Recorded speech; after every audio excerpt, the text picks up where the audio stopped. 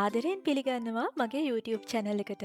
ඔන්න අද මම අලුත් රෙසිපි එකක් අරගෙන තමයි ආවේ. අද මම මුං ඇට වලින් තෝස එකක් හදන්න තමයි ලෑස්ති වෙලා ඉන්නේ. එහෙනම් අපි බලමු කොහොමද මේක හදාගන්නේ කියලා. ඔයාලා හැමෝම දන්නවනේ මුං ඇට කියන්නේ අපේ ඇඟ සිසිල් කරන ධාන්‍ය වර්ගයක්. ඔයාලා මුං ඇට වලින් තෝසෙ හදනවා නම් මුං ඇට රැයක් පෙගෙන්න තියන්න ඕනේ. ඒක අනිවාර්යයෙන්ම කරන්න ඕනේ. මොකද අපි මේක බ්ලෙන්ඩර් කරගන්න නිසා. මුං ඇට ටික හොඳට සෝදලා පෙඟෙන්න තියන්න. ඉතින් මේ තියෙන්නේ මම ඊයේ රෑ පෙඟෙන්න තියපු මුං ඇට ටික.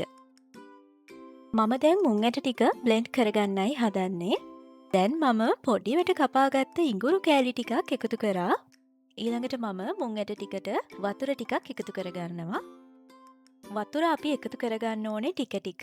එකපාර එකතු කරගන්න එපා. දියාරු ගතිය වැඩි වුණොත් අපිට තෝස් එක හදාගන්න බැරි වෙනවා. මෙන්න මේ විදිහට තමයි මගේ බැටර් එක හදාගත්තේ. දැන් මම මේ බැටර් එකට පොඩිවට කපාගත්ත රතු ලුණු ටිකකුයි අමු මිරිස් ටිකකුයි ලුණු කුඩුයි කහ කුඩුයි එකතු කරගන්නවා.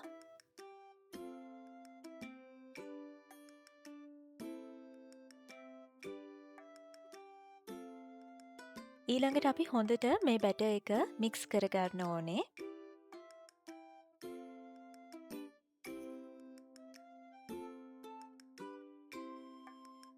මම පෑන් එකක් ලිපේ තියලා රත් වෙන්න තිබ්බා. මේ විදිහට තෙල් ටිකක් ස්ප්‍රේ කරගත්තා. දැන් අපි අපේ මුං ඇට බැටර් එකෙන් ටිකක් තැටියට දාලා තෝසෙ හදනවා වගේ හැන්දෙන් පොඩ්ඩක් රවුමට කරකවන්න ඕනේ.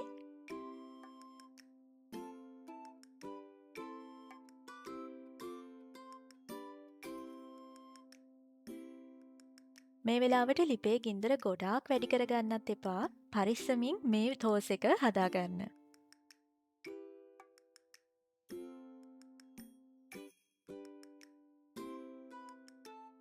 තෝස් එක අනිත් පැත්ත හරවන්න එපා බාගෙට තැම්බීගෙන එනකොට. මොකද එතකොට කැඩෙන්න පුළුවන්. උඩ තියෙන තෙතමනය සම්පූර්ණයෙන්ම අයින් වුණාට පස්සේ අනිත් පැත්ත හරවගන්න.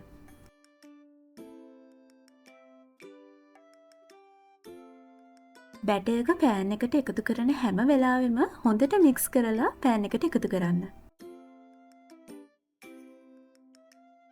රෑට බත් කනවට වඩා මම නම් කරන්නේ ගොඩක් වෙලාවට මේ වගේ දෙයක් හදලා කන එක. ඔයාලත් මේ වගේ දේවල් try කරලා බලන්න කැමති ඇති කියලා මම හිතනවා.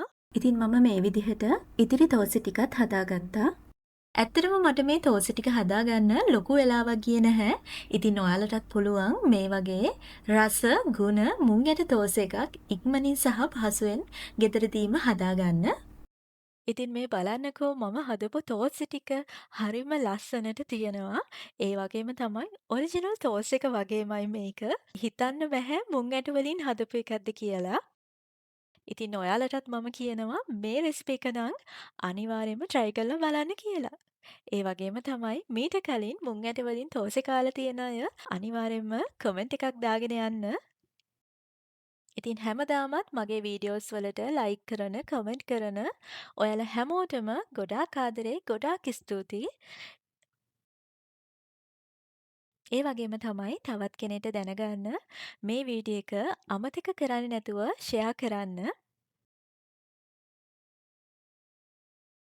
එහෙනම් අලුත් වීඩියෝ එකකින් ආයෙමත් මුණ ගැහෙනකම් මම ගිහින් එන්නම් මේ Life with Vats.